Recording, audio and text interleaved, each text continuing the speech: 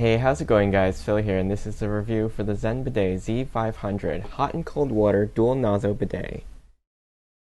You'll receive the bidet, 6 feet of hot water tubing, a 2-foot 1/2-inch flexible metal hose, 15/16 T adapter with rubber O-ring, a 3/8-inch T adapter, a plastic inlet cap and wing nut with plastic connector, a roll of plumber's Teflon tape, and a set of illustrated instructions. The instructions are pretty easy to follow, so let's go ahead and install this. First, you'll want to shut off the cold water line running into your toilet tank. Then, flush the toilet to empty the tank. Next, unscrew your existing toilet seat and detach it from the bowl. You'll be installing the bidet between the seat and the bowl. Because the placement of the bolts may be different for different toilets, the attachment points on the bidet have rotating slots. This lets you turn the slots in order to line them up with the bolt holes and properly position the bidet and seat before replacing the bolts. When replacing the bolts, make sure you don't over-tighten them, since the attachment points are plastic and you don't want to crack it under too much pressure.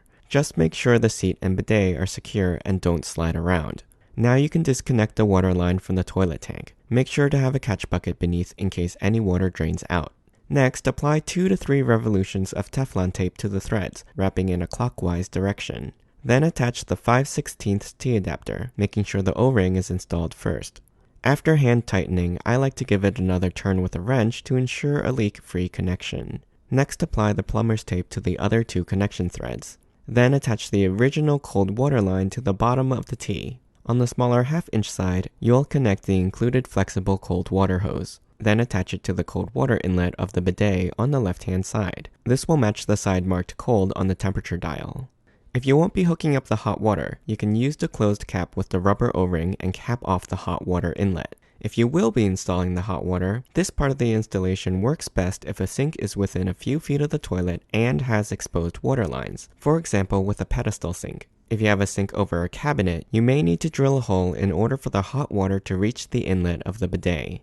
First, shut off the hot water valve to the sink. Then disconnect the 3/8 hose from the hot water line. Next, install the 3/8-inch T adapter, making sure the rubber washer is installed first. Then reconnect the hot water hose to the sink.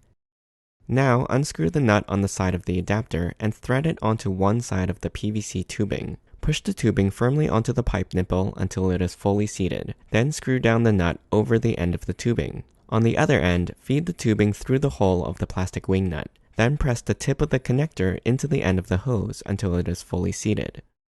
Finally, screw the wing nut onto the hot water inlet of the bidet.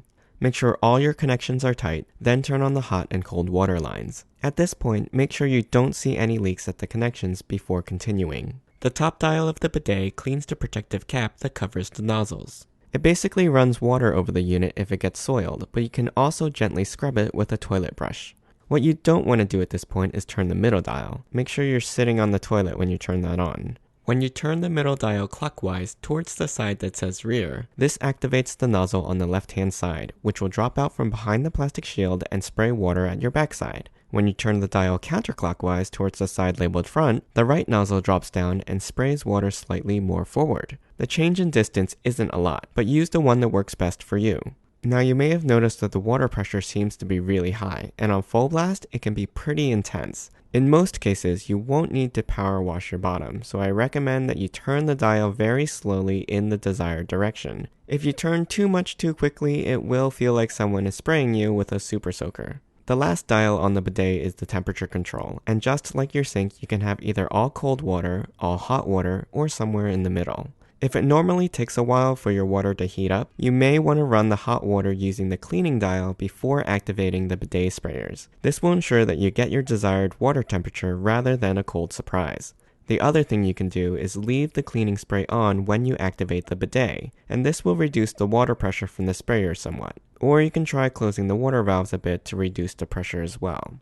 Overall, the installation of the bidet was pretty simple and straightforward. It works well for its intended purpose, and with a few adjustments, you'll be able to wash up easily at a comfortable water temperature and pressure. I hope you enjoyed this review. You can ask me any questions in the comments. I'll put a link to the product in the description below. Don't forget to subscribe to my channel, and join me next time.